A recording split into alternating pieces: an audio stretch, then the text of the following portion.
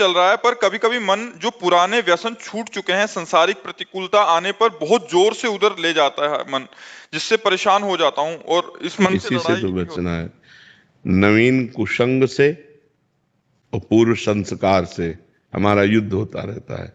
जैसे नवीन कोई हमने दृश्य देखा, कोई बात सुनी, कोई भोग सानिध्य हुआ तो भोगने की इच्छा हुई, नवीन कामना, भोगे हुए भोगों की तृष्णा, यही से तो युद्ध होना है। वो भोगा था, अच्छा लगा था, ये मन चिंतन करवा करके उधर ले जाना चाहता है। उसी समय ना, अब नहीं, अब लो नशाने। यद्यपि बहुत बुरा लगेगा, मन को बहुत बुरा लगेगा, वो आपको जलाएगा, और उस जलन को सह जाना ही अध्यात्म है। यम ही न व्यथ्यन्ते ते पुरुषम पुरुषर्षभ। जो मन के द्वारा दी हुई व्यथा से परास्त नहीं होता, व्यथित नहीं होता का मतलब परास्त नहीं होता।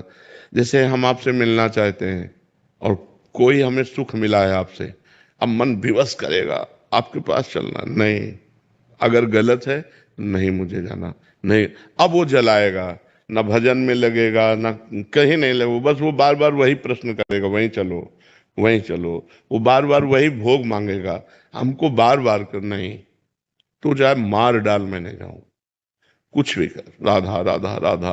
वो थोड़ी देर जलन देगा, शांत हो जाएगा, फिर दोबारा जब उठेगा तो पहली बार 15 मिनट जलन दी थी, अब की बार 10 मिनट जलन देगा, फिर 5 मिनट, फिर 2 मिनट, फिर सदा सदा के लिए राधे राधे हो जाएगा।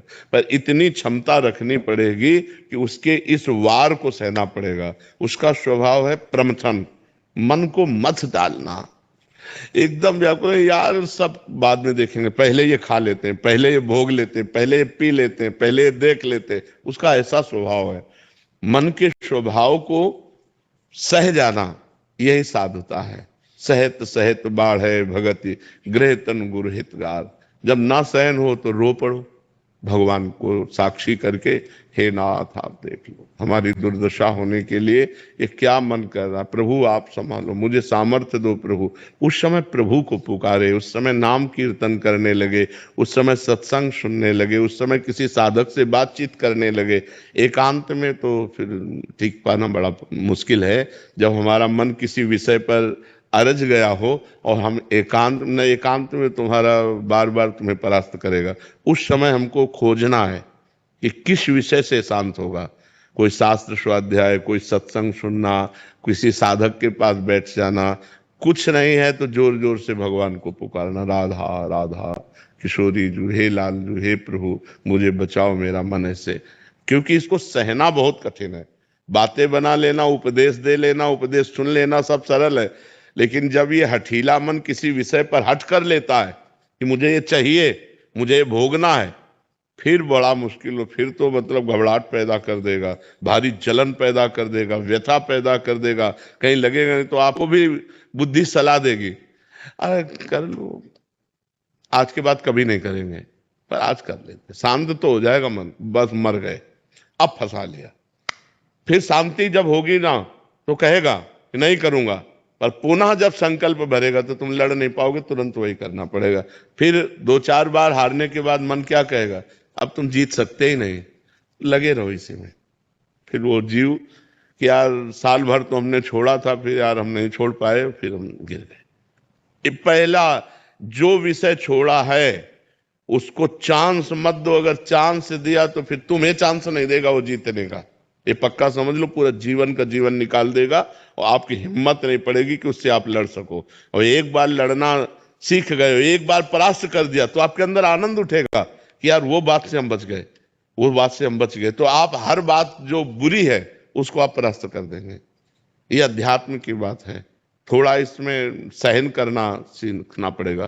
तितिक्षु भगवान आज्ञा करते हैं, मात्रा स्पर्शास्तु कौन्ते शीतोष्ण सुख दुखदा।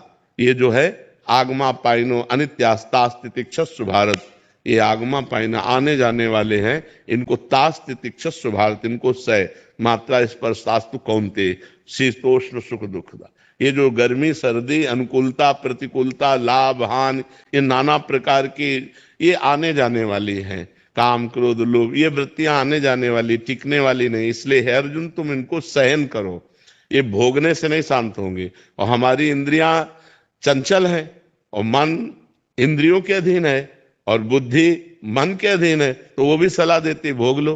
और अगर बुद्धि भगवान में लगी हुई है तो वो कहेगी नहीं गलत है, हम नहीं करने देंगे। तो अगर बुद्धि ना कर दे तो मन कुछ नहीं कर सकता फिर। लेकिन मन इतना बलवान है कि वो बुद्धि को अपने अधीन करा के दस्तखत करवा लेता है और इंद्रियों के साथ भी मनमानी विचरण करता है। इसलिए खूब नाम जप करो, सत्संग सुनो और सहन करना सीखो। जो सहन कर गया वही आगे बढ़ गया, जो टूट गया वो बिखर गया है संसार में।